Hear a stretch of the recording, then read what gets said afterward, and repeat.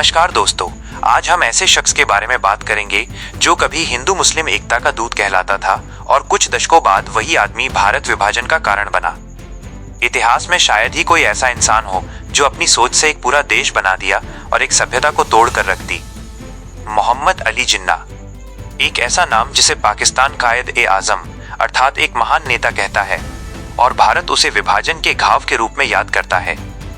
जिन्ना का जन्म 25 दिसंबर 1876 को ब्रिटिश भारत के कराची शहर में एक व्यापारी परिवार में हुआ था। मोहम्मद अली जिन्ना के बचपन का नाम महमद अली जीणा भाई था। जिन्ना, मिठी बाई और जिन्ना भाई पूजा की 7 संतानों में सबसे बड़े थे। उनके पिता जिन्ना भाई एक संपन्न गुजराती व्यापारी थे। जिन्ना की मां मिठी बाई एक धार्मिक लेकिन आधुनिक सोच वाली महिला थीं। जिन्ना की मातृभाषा गुजराती थी। बाद में उन्होंने कच्छी, सिंधी और अंग्रेजी भाषा सीखी।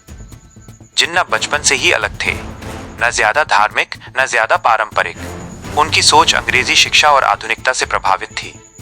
पिता ने चाहा कि बेटा कारोबार संभाले, पर बेटे की मंजिल कुछ और थी। इंग्लैंड जाने से पहले उन्होंने मां के आग्रह पर शादी भी कर ली, लेकिन वह शादी ज्यादा दिनों तक नहीं चली और टूट गई। इंग्लैंड जाने के बाद उनकी मां चल बसी। इंग्लैंड में उन्होंने कानून की पढ़ाई की। 19 साल की उम्र में वे वकील बन गए। 1896 में भारत लौटे तो जिन्ना ने मुंबई में वकालत शुरू की। वे हमेशा सिले सिलाए सूट में हाथ में सिगार लिए नजर आते। उनका अंग्रेजी उच्चारण इतना प्रभावशाली था कि अंग्रेज भी उन्हें इंडियाज बेस्ट लॉयर कहते। इसके साथ राजनीति में भी उनकी रुचि जागृत हुई। वे दादा भाई नौरोजी और फिरोज शाह मेहता के प्रशंसक बन गए। ब्रिटिश संसद में दादा भाई नौरोजी के प्रवेश के लिए उन्होंने छात्रों के साथ प्रचार भी किया। तब तक उन्होंने भारतीयों के साथ हो रहे भेदभाव के खिलाफ संवैधानिक नजरिया अपना लिया था। उनकी योग्यता ने बाल गंगाधर तिलक को प्रभावित किया। 1905 में तिलक के खिलाफ राजद्रोह के मामले में उन्होंने ये तर्क दिया कि अगर भारतीय स्वशासन और स्वतंत्रता की मांग करते हैं तो ये राजद्रोह नहीं है। 1906 में जिन्ना ने राजनीति में कदम रखा। वे भारतीय राष्ट्रीय कांग्रेस से जुड़े और जल्द ही अपने तेज दिमाग और व्यक्तित्व कौशल से अलग पहचान बना ली। मुस्लिम लीग की स्थापना 1906 में हुई। शुरू में जिन्ना अखिल भारतीय मुस्लिम लीग में शामिल होने से बचते रहे, लेकिन बाद में उन्होंने अल्पसंख्यक मुसलमानों को नेतृत्व देने का फैसला किया। 1913 में जिन्ना मुस्लिम लीग में शामिल हो गए और 1916 के लखनऊ अधिवेशन की अध्यक्षता की। 1916 के लखनऊ समझौते के कर्ता धर्ता जिन्ना ही थे। इस समझौते में लीग और कांग्रेस ने मिलकर ब्रिटिश शोषकों के खिलाफ एक साझा मंच बनाया। 1906 से 1916 तक जिन्ना पूरी तरह एकता के पक्षधर थे। उन्होंने कहा था, हम सब भारतीय हैं, धर्म हमारे निजी मामले हैं। लोकमान्य तिलक ने कहा था, जिन्ना हिंदू मुस्लिम एकता के राजदूत हैं। लेकिन आने वाले वर्षों में वही जिन्ना धीरे धीरे बदलने लगे। 1918 में गांधी जी राजनीति में सक्रिय हुए। गांधी जी ने अहिंसा, सत्याग्रह और सविनय अवज्ञा जैसे हिंदू मूल्यों को अपनाया, जबकि जिन्ना का मानना था कि आजादी केवल संवैधानिक संघर्ष से ही प्राप्त की जा सकती है।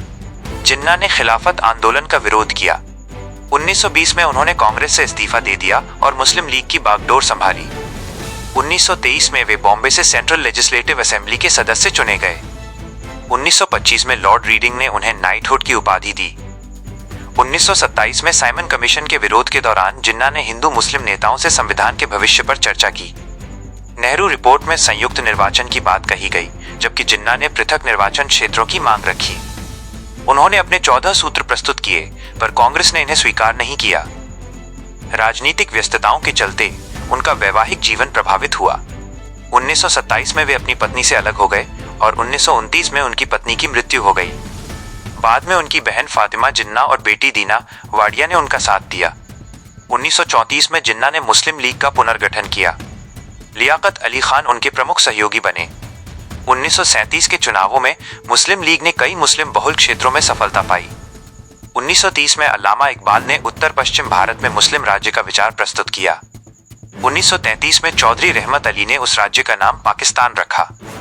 1940 में लाहौर अधिवेशन में अलग मुस्लिम राष्ट्र की मांग की गई।